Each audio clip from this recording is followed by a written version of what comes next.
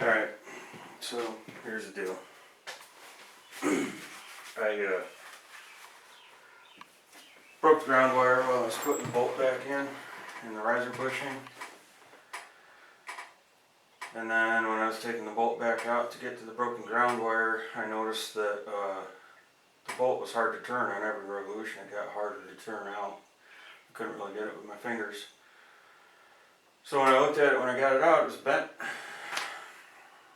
So I had to go find a couple bolts. They're half 13. Couldn't find grade 5s. Ended up getting grade 8s.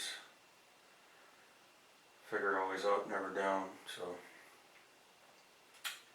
anyway, built a new ground wire for it. Put the new bolts in with a little bit of blue Loctite, temporary thread locker, and final result. No more shake.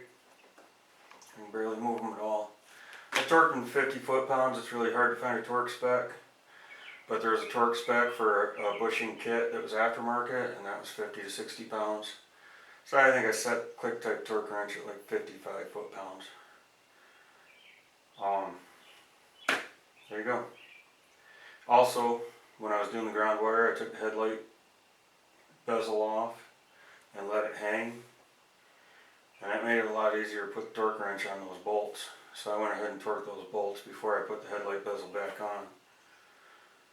So, I mean, it's just 2 more screws, 1/4 inch hex socket head cap screws.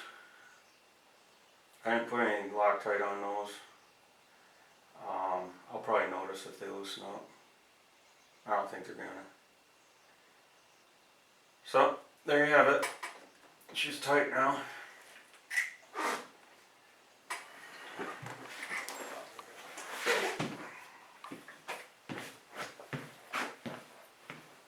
I'm not an expert. This is not professional advice. Just sharing my experience with my friends.